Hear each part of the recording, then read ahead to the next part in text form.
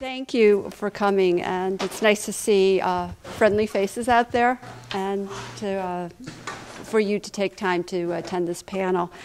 Welcome to Unleashing Innovation, Tackling Environmental Challenges, a Princeton Reunions panel sponsored by Spirit of Service 76 and the Princeton Environmental Institute.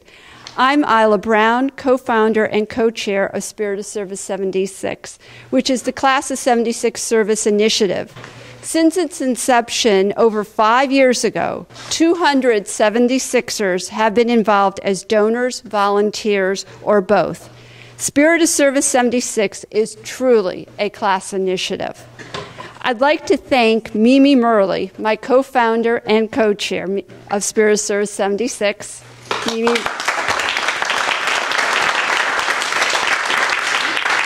Mimi has been my partner on this adventure.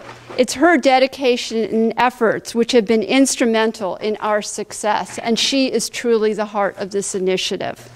I'd also like to thank the Class of 76 officers, led by our champion, Rosalie Noir, for their unwavering support since we began, as I said, over 5 years ago. 2 years ago, during the depths of the Great Recession, environmental problems were being pushed to the bottom of our national agenda. We in the Class of 76 decided to do our part to help keep environmental challenges in the forefront and emphasize the role each of us can play in solving them. Our environmental initiative has 3 pillars. First, educational activities in environmental and social entrepreneurship. Second, the Class of 76 Green Business Plan Competition. And third, a speaker series showcasing 76ers who have been involved in environmental organizations or businesses. Last year, we were honored with the Princeton University Alumni Council Award for Community Service.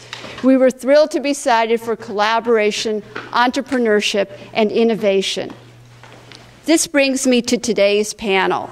We would like to thank everyone, and I truly mean everyone, at the Princeton Environmental Institute. But a special recognition goes to Kathy Hackett.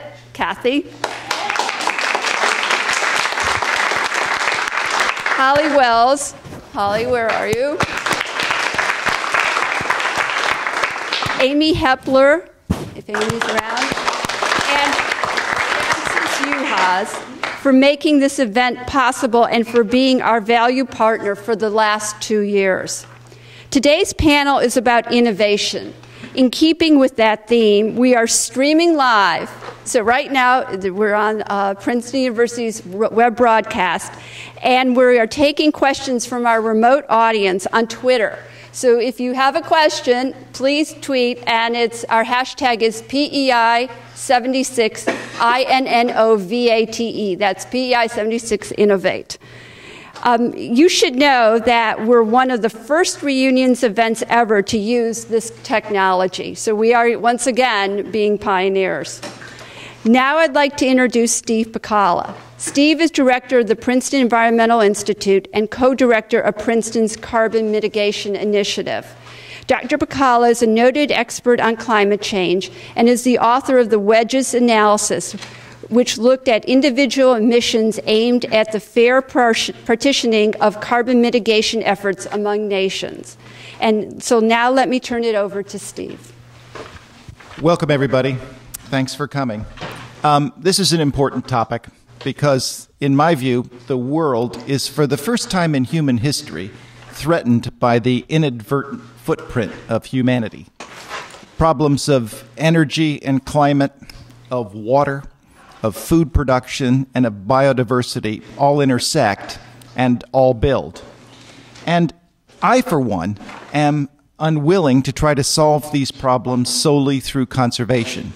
My prosperity is too important to me, and also the prosperity of those in the bottom third of humanity who live on a couple dollars a day is too important to me. Make no mistake, for instance, if you wanted to solve the climate problem with your fair share of emissions, your total allowance would allow you to, for instance, drive or fly 3,000 miles per year, and after you'd done that, you'd be out of everything. No food, no water, no clothing, no nothing. So conserving our way out of this problem is well, just not possible in my view.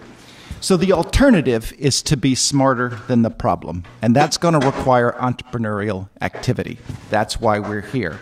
The Secretary of Energy, Steve Chu, gives a speech now, mostly to physicists, in which he says, in 1941, the government came to you and said, it's time to put your toys away because the nation and world needs your leadership and your abilities. And the same thing is true now. The purpose of this meeting is to inspire you to get involved, to take action, and to support the activities here at the university that are aimed at environmental entrepreneurship. We have a fantastic panel of 76ers who are going to speak to you about this.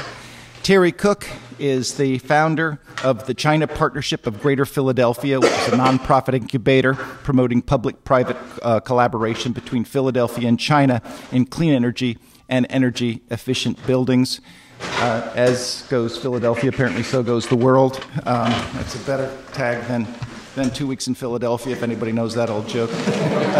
Terry is a senior fellow at the Chan Center for Building Simulation and Energy Studies at the University of Pennsylvania, and he's the author of an upcoming book, Sustaining U.S.-China Cooperation in Clean Energy. Next in line is Lisa Lee Morgan. She's a managing partner and co-founder of Calor Energy in Charlotte, North Carolina. She is on the front lines of the energy transformation that this country needs to have if it's going to tackle its energy and climate problems. She focuses on sustainable and renewable resources and alternative fuels. She's a business manager for Calor and multiple companies in Calor's Sustainable Asset Fund, and she's an architect and a U.S. Green Building Council LEED accredited professional. Finally, Jim Hornthal is been a technology innovator all of his career. He's a venture partner at CMEA Capital, an investor in early-stage IT and life sciences and energy materials companies. He's a founding participant in the Clinton Global Initiative, a member of the Council of Foreign Relations, a delegate to President Obama's Presidential Summit on Entrepreneurship, and a delegate to the Skoll World Forum. So I'm anxious to hear what you all have to say, and without further ado, let's get to it. I think, Terry, you're first up. Thank you, Steve. First off, I'd like to thank Isla and Mimi and the Spirit of 76 for organizing this event, for energizing it with social media, and for focusing on the topic of tackling environmental challenge in the 21st century. I'm very pleased to be back for my first reunion at Princeton. One reason I've been away so long is that I was with the Foreign Service and in Taiwan and in China and Japan. And the point that I would like to make in my next 8 minutes is just to give my particular slant to the old expression of thinking globally and acting locally, because I don't think we have any choice but to do both of those things. I'm going to use a prism of China to talk about thinking globally, but then I'm going to bring it down in kind of a Google Earth way to something that's happening right in our backyard and involving Princeton. The first question I'd like us to consider is why the subject of China, and particularly the clean energy challenge involving China, provokes anxiety. I'd like to suggest there are two strands of that, and it's a good thing to be able to disentangle the two strands and recognize them. There's a subjective piece to it, and there's an objective piece. Subjectively or psychologically, the American sense of well-being since World War II has been really based on three very fundamental assumptions: that we were safe in our own borders, that we had the formula for growing economic prosperity based on innovation in a free market model, and that we had a lifestyle that was made possible by access to energy and resources. And within the last few years, all three of those assumptions have been quite deeply shaken. Osama bin Laden was the personal face for shaking the assumption of safety within our borders, but in large part, China has become the symbol of the challenge to the other two assumptions, the challenge to our growing future of economic prosperity and lifestyle, whether that's measured in the price of copper or getting our kids into the schools we want to get our kids into or whatever. Now, objectively, there are some real things out there. Last year, China outinvested the United States in absolute dollars by a ratio of 2 to 1. And China's economy is only a little bit bigger than a third of the U.S. economy. So that means in relative terms, China outinvested the United States by a scale of 6 to 1. Meanwhile, in some specific sectors like the solar industry, there are some aggressive market tactics that China uses that have not been sitting particularly well with a number of constituencies. When the polysilicon market, the key ingredient for solar panels, got short, the Chinese government sprang into action and in some ways kind of cornered the world market on polysilicon. The government has been using manufacturer subsidies, supply-side subsidies, rather than demand-side subsidies, which is the WTO norm. And they've been asking Western companies participating in the Chinese market to surrender some of their intellectual property in order to get access to the Chinese market. So all of these things cause, objectively, some anxiety. You put it all together, I think really why it feels uncomfortable, both subjectively and objectively, is that the global community has had a consensus over the last 60 years that a free market model, free market directed capitalism tended to work better. And China has posed a challenge of state directed, government mandated capitalism, and it's had a very good run. So, moving from that question, why, given all of that, is it not an oxymoron to raise the topic of U.S.-China cooperation in clean energy? Everything I said might lead you to believe that it's not, good climate for cooperation. There are some simple reasons why that not only is it possible to talk about U.S.-China cooperation, but it's a necessity. First of all, the science, and really I need to defer to Steve and probably a majority of people in this room on this topic, but when a molecule of carbon dioxide or another global greenhouse emission goes into the atmosphere, it doesn't matter what the nation of origin of that molecule was. Wherever it comes from, it contributes to global warming. Now, true, the impact of global warming is going to fall more heavily on poor countries rather than rich countries, but it's a global problem. It's the poster child of what the State Department calls transnational problems. Now, in addition to that, there are political realities to why cooperation with China is not just a possibility but a necessity. The U.S. has historically contributed about 20% of carbon emissions. China is also 20% and growing. So any effort made in one country that doesn't have a commensurate effort going on in the other country is, in a sense, a wasted effort. And then looked at from the point of the global community, since the U.S. and China together represent almost half of the global problem, the global community is looking to those two to exercise global leadership in solving it. And those two countries would become the target of political criticism and economic sanctions if they don't get their acts together. China and the U.S. will be the lightning rods.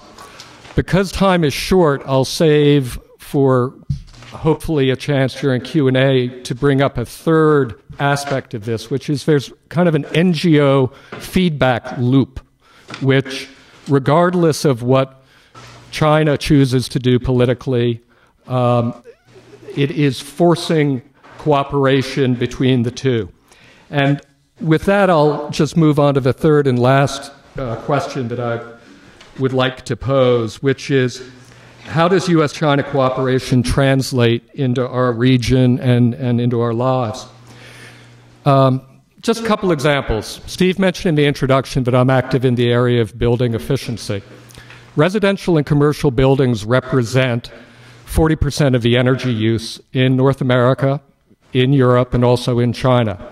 China and the US, as I've already mentioned, are 40% of global carbon emissions. 40% times 40%, that means the building efficiency issue is 16% roughly of the global carbon problem.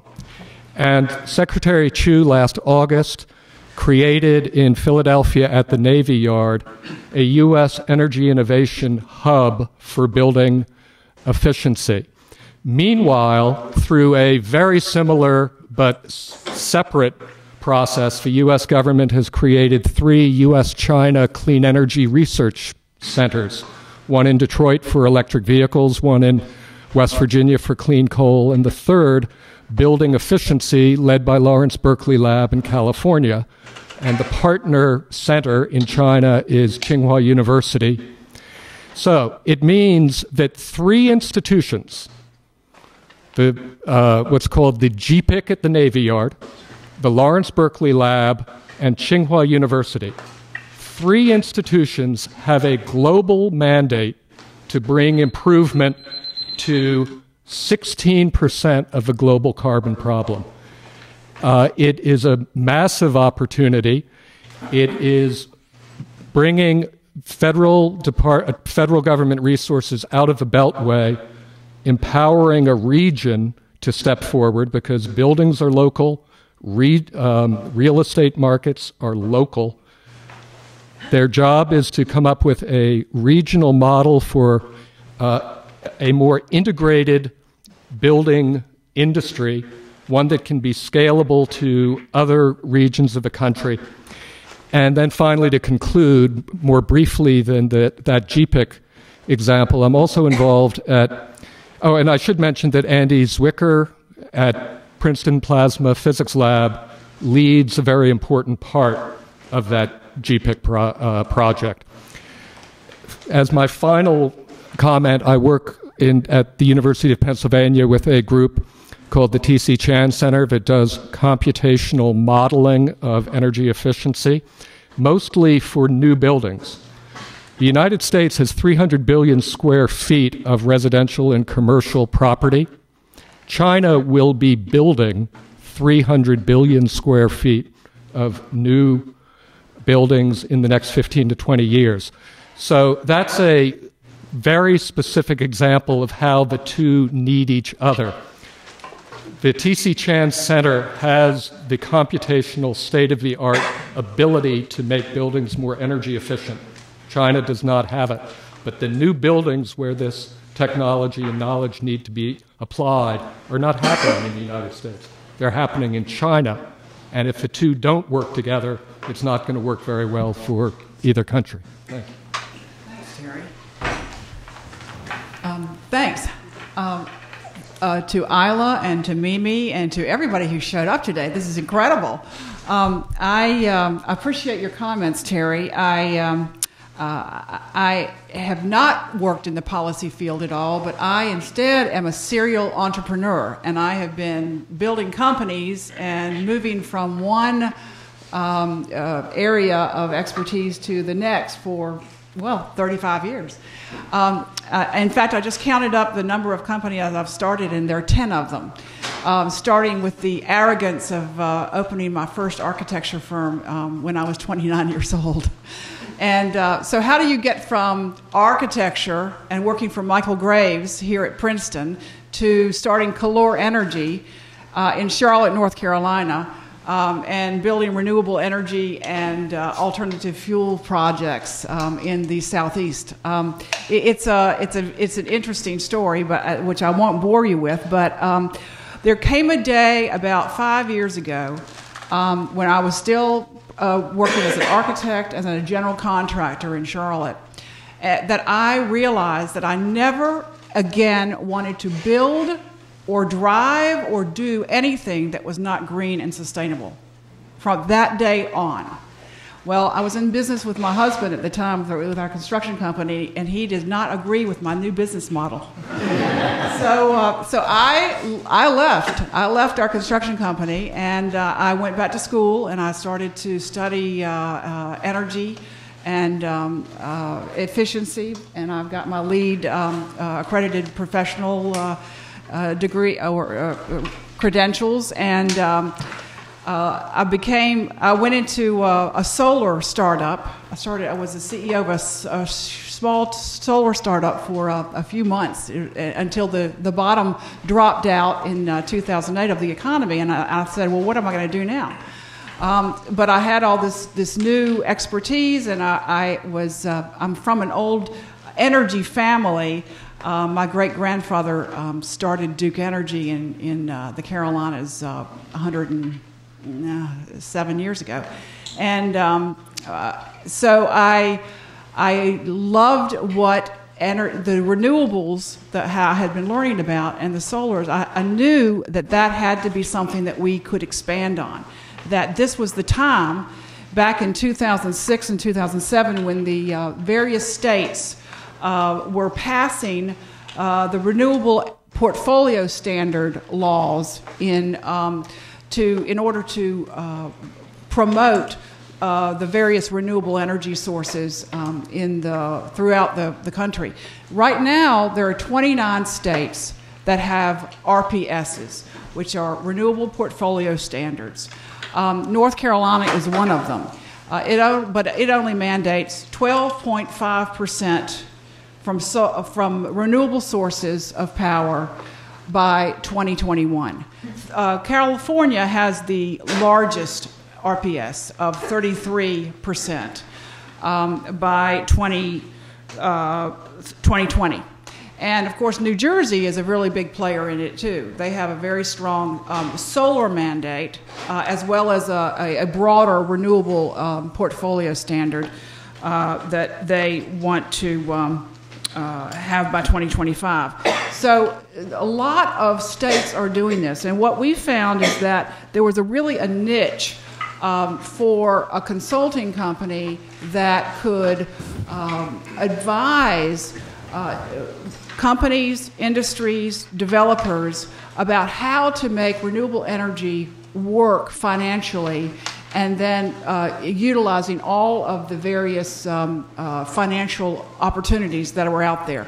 One of the things that Calor does is we write grants.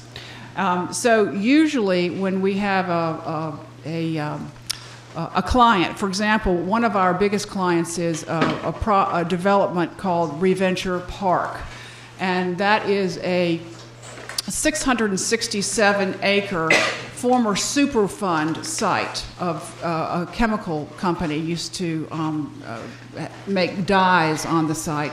It's on one of the major rivers in North Carolina called the Catawba. And the developer is creating a renewable energy eco-industrial park. So they hired Calor to do the renewable energy master plan for the entire park. And what that meant was to create a biomass plant utilizing waste from the local county and diverting waste from landfill, turning that waste into what's called refuse-derived fuel, using it in a pyrolysis gasifier with very, very low emissions, excellent efficiency on that too, 25 acres of solar, and a major wastewater treatment plant that also is going to have an anaerobic digester and a composting facility as part of it.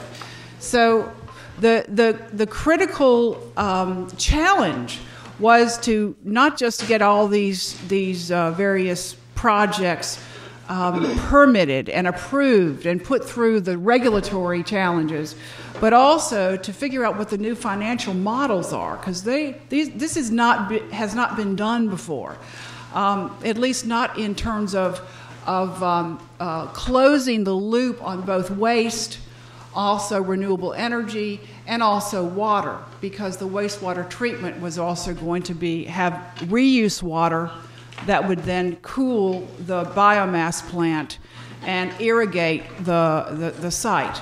So what happened with this project is that a multitude of additional new projects in brown grease processing, in ethanol and biofuels transloading, utilizing the spur, the infrastructure of the railroad, and any number of other projects were spawned by this kind of eco-industrial park development.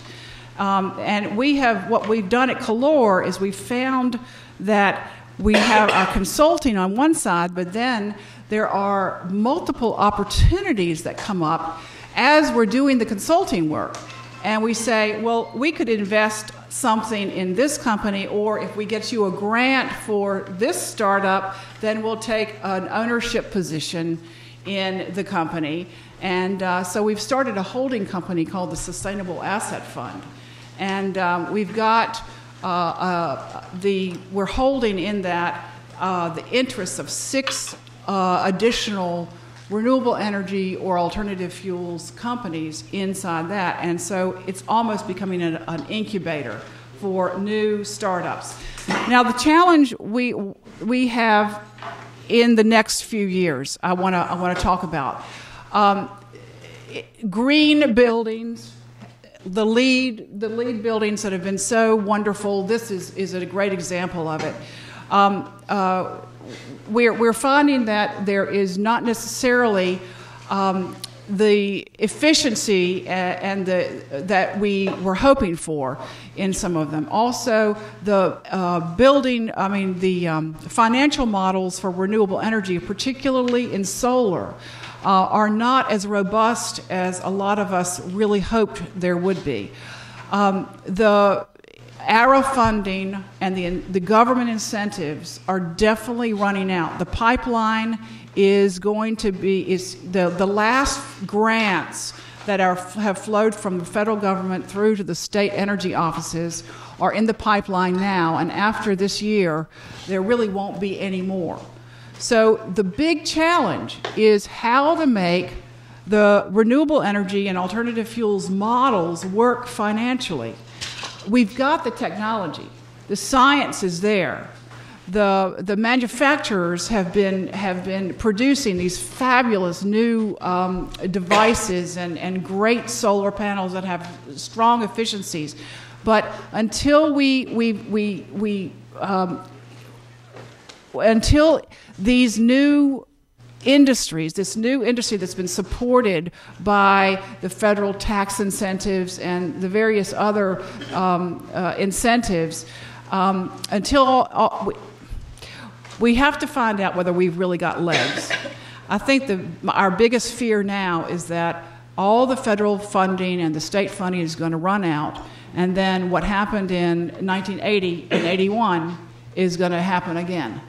I don't think that will happen. I think that there are a lot of market and financial reasons why these companies are many of the companies are going to prove to have legs. But we will see. I want to, yeah, that's it. Thanks. Hi. I want to thank everyone for being here and for Mimi and Isla for throwing this together. I want to thank people for finding new Frick, and I want to personally thank old Frick for my performance in chemistry, which convinced me I wasn't really pre-med. So there is a benefit, I guess. Who taught that? I don't even remember. Wiped out of my memory forever. Like many things back then. Totally wiped out of my memory. And I'm as a venture partner with CMEA Capital. We're a 21-year-old venture firm that no one's ever heard of. We manage about $1 billion total. And our investments are in 3 areas, life science, IT, and energy and materials. I'm not going to bore you guys. You can go to the website if you want to learn more about it, but mostly advanced generation, future fuels and chemicals, energy-efficient products, energy intelligence, and premium power. About 14 companies in the portfolio now, and statistically, most will fail. The other F word, for venture capital is the fact that we're far more often wrong than right. And I was going to do this long rant on failure and try and convince all the entrepreneurs here that they really have to decide what their appetite for risk was. But I'm in a good mood today. So instead, I think that Terry sparked something about the whole issue of foreign policy and China. Our oil policy was based in the Middle East on trading democracy for stability. And it turns out that we've got neither. And what's happening now, I think, in solar is a similar call for action, and I fear we're going to fail again. China has done some amazing subsidies in the solar market. One of our portfolio companies is a very strong solar player, got a $560 million federal loan guarantee. Promising science, but it's hard to compete against someone who's selling below cost. And you shouldn't expect a company to want to pay more than the lowest price in the market. So in the Middle East, they drilled down. China is drilling up. And they have a decades-long view of that potential. I don't think we have either the political will or the financial fortitude to compete. And I fear we're going to surrender solar to the largest economy. And so if you'd want to talk about the impact of public policy and foreign policy on a domestic industry, jobs, and technology, just go look at China. Because for all the sacrifices they've made in civil liberties and freedom, they run that country like a business. And they can see global demand, and they can make decades-long decisions that we will never get out of committee, let alone into law, let alone into tax bills and so on. So as entrepreneurs considering investing your careers in new energy, you want to not only pick the problems, you don't want to just be smarter than your problem, you want to pick your battles. And I think that the more capital intensive the solutions, there's a great USA Today, my favorite paper. They actually, did you know they won a Pulitzer Prize? They did, for best paragraph. Yeah, they did. Green tech cleans up with investors, and I'm reading about it. And yes, in fact, we are still pouring billions of dollars into those startups.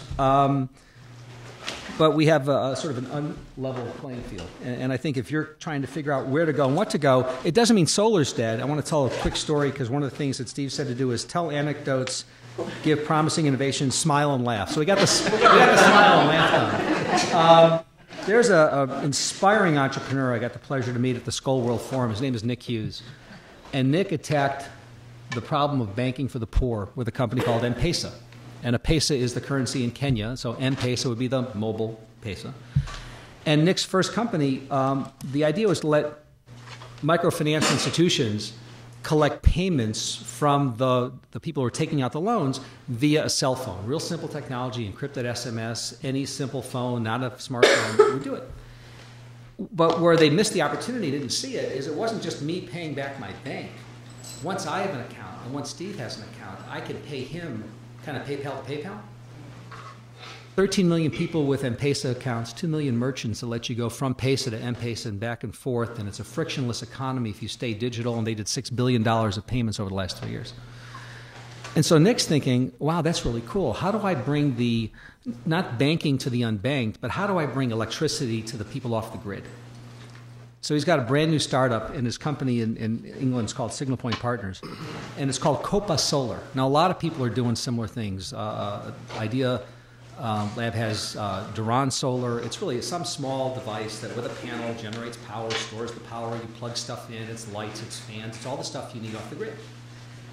But what Nick's doing, which I think is brilliant, is he's putting the equivalent of a cell phone chip in this little device and giving it to the consumer and saying, you know, it's not X dollars a month.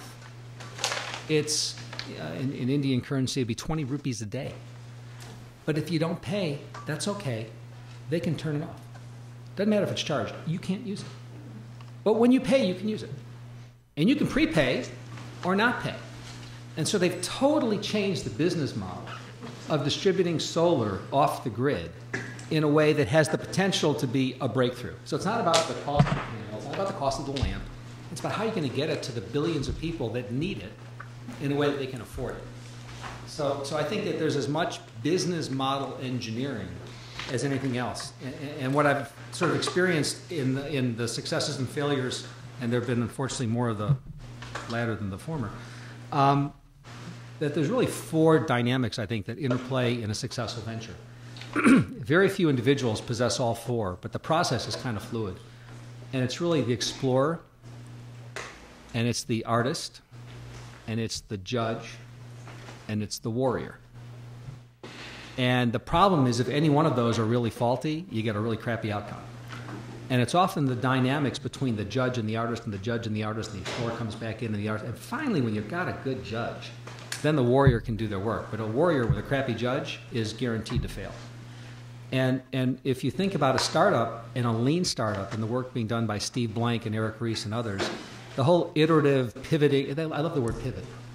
Right? We call them near-death experiences. Now they call them pivots. It sounds so much more rewarding. What's that line about experience is what you get when you don't get what you want? So I have a lot of experience. But the whole thought of what is the business model, what is the market economics, where you can be smarter than the problem, but it's not necessarily solved in the laboratory with Bunsen burners, beakers, and test tubes. And I think the ability to be a financial engineer, frankly, is as vital a skill in a global marketplace as it is to be an industrial engineer, a chemical engineer, or a software engineer. And I think the talent evidenced in this room and in campuses like this around the world are spending, frankly, I think a little too much time preparing people for B school and not enough time for E school. I spent a lot of time in the Middle East where, they need jobs. And unless those kids have jobs and have something to live for, too many might think they have something to die for. But they're not, they're being prepared for jobs that don't exist. And that's really frustrating. So how do you instead instill in the youth and in the community that supports them the ability and the courage to innovate and fail and learn and try again? And that's a problem I think we're not going to solve in an afternoon or a day or in a lifetime. But I think that if you frame it at that level and you can avoid the big guys who are going to spend whatever it takes to own a market, but it doesn't mean you can't succeed in a different way in that market, then I think we have opportunities for innovation and creativity. I want to say, first of all, that it's an unbelievably rewarding job to be a professor at Princeton. I love teaching at Princeton. And one of the reasons is that despite our size, we excel, get to the top of rankings lists all the time. The undergraduate institution is probably known to you as being pretty good, right? And it gets ranked number 1 or number 2, but usually number 1. And it deserves it. We give the best, in my view, disciplinary education in the country, probably in the world. The faculty, despite its size, is consistently ranked right at the top. In the Princeton Environmental Institute, for instance, we have 4 main departments that are players. Every few years, there's a ranking by academics of the best programs, where the best faculty researchers are. And Princeton Environmental Institute's departments ranked first, and 6th. We're working on 6. They don't rank PEI. They don't rank environmental programs per se, but they do rank departments, and I think you can see where we would rank if they did rank environmental programs. So I think we've got the best environmental science and policy group in the country. But before we congratulate ourselves too much, that's because we're really, really good at basic research, just like we're really, really good at disciplinary education. If you look at entrepreneurship and how well we train young entrepreneurs, I think that others do that substantially better. And I think it's worthwhile to consider why and what we all could do about it. I sit on a panel, John Hennessy, the president of Harvard, and George Shultz, the former Secretary of State, who's, of course, a Princeton alum, are trying to reform Stanford around the conditions that led to the IT revolution in the 60s, but for energy. And they're pumping literally hundreds of millions of dollars into this effort, okay? And if you go to that campus, I have a kid there who's finishing a master's in engineering after having gotten a degree there. He's finishing this year. Everybody I talk to there is just part of their culture, all right? The entrepreneurial drive, the entrepreneurial training, all of it is just part of the culture. At the same time, if I talk to program heads and say, what's your plan for undergraduate education that looks like you're speaking a foreign language, they don't even know what you mean. We do a much better job at they do. And of course, than they do. And of course, these are the age-old tensions between disciplinary and interdisciplinary education, between basic and applied work, research and teaching, between experiential and classroom learning, and between abstract and practical knowledge. And I think we just have to recognize that to deliver on Princeton's formula, train young minds and have the best scholars, we have to be great at disciplinary education and basic research. That's the formula that has gotten us to the top, and that's the formula we need to preserve. But at the same time, we have a responsibility to try to solve the world's great problems and to train the next generation to do it too. So how do you somehow square that circle? How do you do both of them at the same time? So our stab at it, right, and it's just a stab, but I think that certainly the tea leaves are pretty and are delivering the goods, is an operation called Grand Challenges that a bunch of us started 4 years ago now. It's in its fifth year is coming up. And currently Grand Challenges trains something like 150 to 200 Princeton students a year. It touches about 10% of every class right now. And what it does is it created 3 large research cooperatives focused on global environmental problems, where the goal was to recruit faculty who were sort of disciplinary scholars into contributing a portion of their time and seeing how good they were at trying to solve an important practical problem. And it also linked together summer experiences for the undergraduates and in paid internships that feed into the junior-senior independent work and produce what amounts to a second degree, but that's in an experiential area, working on a practical problem, and where you're getting life skills that you're going to need afterwards. Many of the alumni I talk to say the Princeton education was great, but when I got into business, I had to get a second education. And we're trying to give them a lot of elements of that second education during the off-season while they're here. Okay? We've produced, I think, some amazing successes. The numbers speak for themselves. The program's is in extremely high demand. Our graduates have gone on to the most prestigious companies, graduate schools, government organizations, and NGOs. We have successfully recruited faculty so that, for instance, the new Andlinger Center, which is focused primarily on energy materials, the director of that Andlinger Center, Emily Carter, was in fact brought into the energy business by the Grand Challenges program. We gave her her start. Sort of a shameless fundraising pitch. We do need to refund this program. We will run out of money in about a year. We've had some fantastic donors. Chip Newton and Randy Hack have recently donated substantial sums of money to create undergraduate fellows programs where the undergraduates form a group of people who really want to focus in this area. They have a research budget, a multi-year research budget, a multi-year speakers budget. They have PhD-level people whose sole job it is to shepherd them through their experience, to try to give them the extra training in addition to the disciplinary training that they're going to need. I've got names of all kinds of students here who you should invest in the future if you want to make a lot of money, but I'm going to leave that till later. I think I'm going to close this off now because I think it's time for questions. And I'd like to open this up to the audience here and in internet land to any questions that you might have. I was sort of stunned to hear it said that the United States may not have the financial fortitude to compete. When we have the example of China, which has 1.3 billion people, the example of Israel, which has 7 billion people. They seem to be able to innovate regularly. What would it take, in your view, to get the financial fortitude to be able to compete? So I think no one's going to run better labs and do basic bench science. The problem is when you're dealing with a capital-intensive scale issue, you've got an enormous budget deficit. You've got different political views on the role that tax relief or increases should play. And add to that, what do you think? $500 billion maybe for solar subsidies to compete with China. Who do you even talk to about that? In the face of cutting Medicare and all the other issues in our, forget which side of the political spectrum you come from, we got our own trouble in River City right here with a capital T. And so we're not going to, I believe the odds of our having that financial fortitude are remote to non-existent. So it's not, Israel, it doesn't have the same problem. Israel can develop awesome biotech, life science, IT, energy policies. They're not trying to be a global player in solar panels.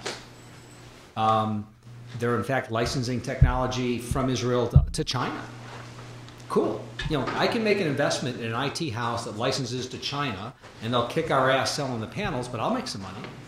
But that's not the broader social palette that we're dealing with. Thanks for calling. What's up? Just to flip it, though, because the world... I'll be right there, honey. Because the world's a complex place, clearly China, because it's a state-managed economy, has something that we currently don't have, which is a national framework for subsidizing renewable energy. I do believe we will eventually get there. It just is through a long, tortuous democratic process.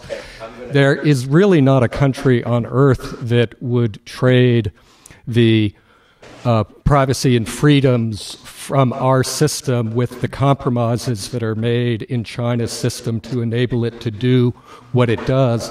From a distance, what looks like strengths, that they're turning out 700,000 engineers a year, up close from a Chinese perspective is actually a source for considerable instability, because many of these young engineers from the Chinese educational system are not particularly well trained. They don't get the plum jobs. They're not willing to work on the factory line the way their parents were, and they're going to be underemployed.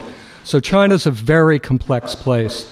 I believe that the enemy in the United States is not China's financial might. I think it's complacency in the United States. And I think if we wake up, innovate, and do what we've always done well, we will succeed.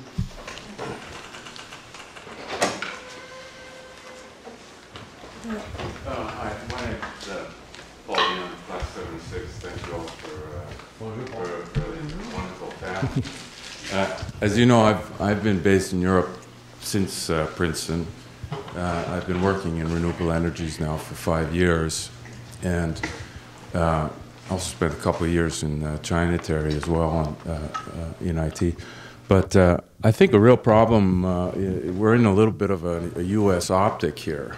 And let's not forget that when the U.S. Shows up in some of these international platforms, call it Copenhagen, Kyoto, U.S. is falling short very seriously on policy, public policy standards, and it's a little bit, I think they're answering their own question as to why are we falling short in financial fortitude if, we can't seem to come to an agreement with, aligning ourselves with, the Kyoto Accords as one reason, In Europe, we have the so-called 20-20-20, right? 20% of energy is going to be renewable, 20% by the year 2000, and we have, all of the European community signed on to 20-20-20.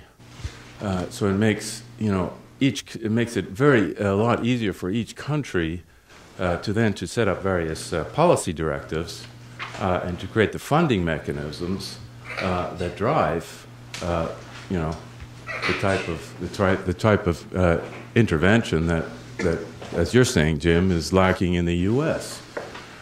So it's the problem I see is really from a top-down point of view. Is like if you've got as much as Obama is green and came to ran on a platform that was the Third Industrial Revolution platform, he's still falling short. And Europeans are taking money out of other sectors and investing in renewable energies and getting over these hurdles. 70% of France's power is nuclear, because right? the power is obviously here, right? So France has a nuclear strategy. 70% of their electricity is generated by nuclear. And I think that whoever might have predicted a tsunami followed by an earthquake, followed by the issues in Japan, they've basically torched the U.S. appetite for any nuclear. We have a company in our portfolio that used to be very promising until the earthquake. And so there are definitely national mandates that we've been timid and late on in a bunch of renewable areas. Well, global warming, I mean, the U.S. has come down. I mean, the U.S. has not signed on. Let me give an example, Paul. In Germany, they have a feed-in tariff for renewable energy, and it's about the equivalent of 67 cents a kilowatt hour. So, in other words, if you build a solar or put up a windmill, a wind turbine, a 1 megawatt wind turbine, there are lots of them on the Baltic Sea right now. You can sell that electricity into the grid for that feed-in tariff, that 67 cents. Well, in North Carolina, the average cost for electricity is 7.5 cents. So and in the renewable portfolio standard, because the utilities are mandated to have a certain percentage in renewables by the year 2021, they have been allowed by the Utilities Commission to earn to have the renewable, to pay a little bit more, a premium for the renewable energy, but nowhere near what the feed-in tariffs are in Germany, in Spain, in many other countries. But what I see and what I love about what we're doing here is that we're still making it work. We're innovating to the point where we're making it work. In Germany, the various renewables that I saw when I was there were fairly. They're stable. They were not terribly efficient. They were very big and oversized and overexpensive, I think. Today, what I'm seeing in the States is a real stepping up of how do we skin this cat? How do we do it leaner and faster and cheaper? And now I think that we have conceded the solar market, at least the manufacturing of solar panels, to China. There's no question. One of the things, Duke Energy went to China to make their deal. They didn't choose a North Carolina or even a U.S. company to buy the $200 million worth of solar panels that they bought so that they could own the solar installations. They went to China because they got a good deal, right? It's low cost, and unfortunately, it undercut the homegrown solar business in North Carolina. But well, I don't know what to say about that except that we were pissed off. But hey. The gentleman on the aisle, I think you had your hand up. No, Brett, I think that was. I think he had to say there are a lot of aisles. Yeah. Yeah. My question is really relating to what this gentleman was asking. Thomas Pynchon said once that if you get people asking the wrong questions, then the answers don't matter. And that seems to kind of describe our national conversation about these very serious issues, particularly what you're saying, Professor, about about energy and all the rest of it. So what is it going to take to create kind of a national conversation about this, and where is it going to come from? So there's a lot of talk about that. I'm not going to give you a long answer, but I will give you a couple of things. The first is that social scientists, social psychologists tell me that there are two main times at which large groups of people change their mind. That's what's going to have to happen in this country and become energized. One is through generational change. and make no mistake about it, there is generational change going on. Every decade that passes, the constituency in favor of action on these fronts grows, and the constituency against shrinks. All right, and that's as inevitable as a ratchet. Okay. The second thing is that triggering events happen. Right now, there are 2 heat records for every cold record. Okay, that's going to continue, and they won't just be heat records and cold records. It is only a matter of time before something truly devastating lands that is attributable to climate change. And those kinds of events, sometimes like Hurricane Katrina, even when there's no strong evidence that they're caused by climate change, are enough to really shift a large segment of popular opinion. So I think this system has got all the activation energy it needs, and what it's awaiting is a triggering event. Maybe the woman in the back? I just want to say there's a little confusion, I think, about what's going on in the European markets. I run a hedge fund that invests in renewable energy, and the Italians have just cut back their subsidies. The Germans cut back their subsidies. The Spanish are bankrupt. The French are using nuclear. And 67 cents is being paid because their actual cost of electricity is 35 cents. And Angela Merkel has been extremely negative about subsidies. So, I mean, I think that it's nice to say that the Europeans are very forward-thinking, but I think that they're being subject to the same types of sovereign debt issues that are fundamentally affecting the United States. And so, you know, the Europeans have a good attitude, but I don't think their capabilities are that much greater than the United States right now. Except the French, they don't have a good attitude. And we could benefit by having feed-in tariffs in the United States because it would be a lot simpler than the subsidy issue. And feed-in tariffs have now been replicated over 50 times around the world. So a feed-in tariff would be a great way to focus the subsidy issue in the U.S. Yeah. No, you're right. The subsidies are dying around the globe because we just can't afford them. Now, is the renewable energy industry going to stand up after the subsidy is gone? I think it's possible that it will. I've invested I'm all in, as we say in poker. So yeah. No, I'm not. I'm not bluffing.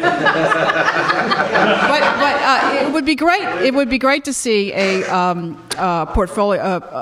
renewable portfolio standard here in the States, and I would love to see a feed-in tariff, but I don't see it happening. In fact, there is just wait. The backlash against the whole green movement is already started. And I think we're going to have trouble 2 years from now. I'm afraid we've only got time, I think, for one more question, and people can, I'm sure, stick around a bit, and we'll continue to chat afterward. I didn't want the event to go by though without it taking at least one Twitter question. This is in Twitter speak. And I don't know what the answer is, so I hope one of you did. I started an ISP in the late 90s. Is there an equivalent local micro power gen and distrib I could start for a small town? Okay, so that's generator and distributor. Yeah, I got that. That's right, yeah. The rest of it, I don't think I understand.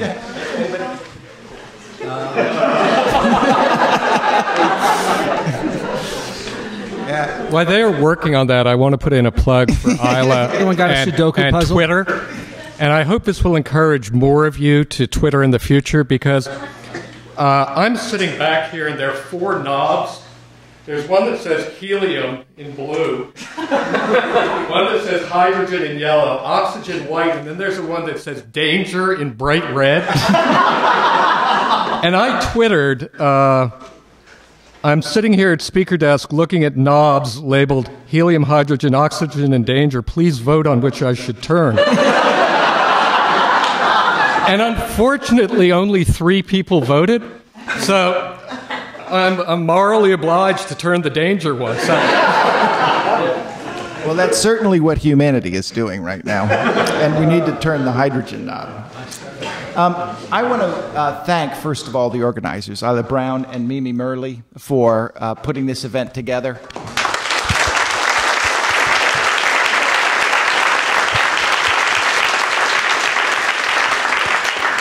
I also want to thank my fellow panelists. Terry Cooke is, of course, tackling the most difficult problem in the international mix: how to get the great foot draggers, the U.S. and China, to act, let alone cooperate. Right? Lisa Lee Morgan is living the dream. She chucked it all after she had an epiphany and built a profitable business out of the aftermath. Jim Hornthal taught me about the explorer, the artist, the judge, and the warrior. I really like that. I can see when training students that many are explorers, many now are artists. Most, if you're going to get into Princeton, are already warriors. They do lack judgment.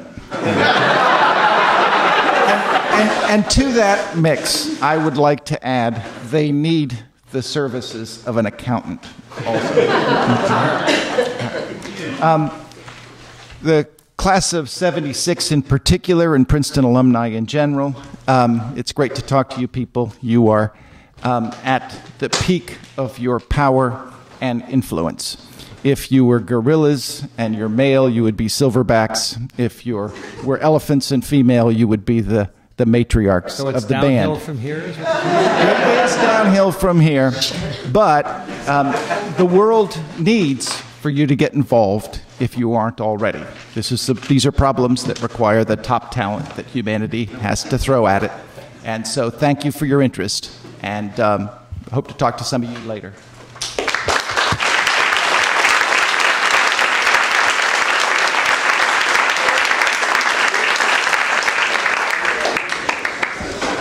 Before we go, we have just a little bit of fun to say thank you. I know all of us are off to see our sustainable, renewable dorm in a moment. But we wanted to say thank you to our panelists and to Steve. And we have a little bit of a tradition. As you will note in your program, we have a newly minted spoonologist as a member of our class of '76, and that is Alan Schock. And he started, along with us and the Spirit of Service 76, the tradition of spooning our class speakers. We have a few in the audience who've been the recipient of that, Tommy Hewson, and anyway, we've got some fun with it. I'm going to have each one of you take one of those. And this is the little statement that goes along with these extra special gifts. The hallmarks of these spoons place their creation in the late 18th century, 2 in 1791 and 1 the year before. Joseph Caldwell graduated from the College of New Jersey in 1791. He was 18 and became a mathematician, a Presbyterian minister, and most notably the first president of the University of North Carolina. As we can see, we were already interdisciplinary back then. No doubt, young Caldwell held in high esteem the president of his college, that sly old signer of the Declaration of Independence, John Witherspoon, who, in 1791, married a 24-year-old and quickly fathered 2 children, a lesson to all those attending their 35th college reunion, never to lose hope, and to recognize that the urge to spoon needn't wither. The good Reverend did go blind 2 years after marrying, another warning, and died 2 years after that. He probably never imagined that more than 2 centuries later, in 2011, his college would receive 18,942 applications and accept, can you guess how many? Exactly 1,791 people. Caldwell and Witherspoon likely wouldn't think much of these spoons born in the land of the redcoats, but it must be said that the newly engraved 76 on each utensil is larger and more radiant than all of their English hallmarks put together. But not to have our classmates outdone, we also have a specially engraved spoon for Mr. Pacala that he should open. And I just want to say thank you all for coming today. It's, would you hand those to the other panelists for me? It's been really a pleasure to work with Isla Brown. She is truly a visionary, and she has led us in this process and also has become acquainted with this whole melange of Princeton faculty and some cases alumni to bring this wonderful presentation together, and we are enormously grateful. Isla, thank you.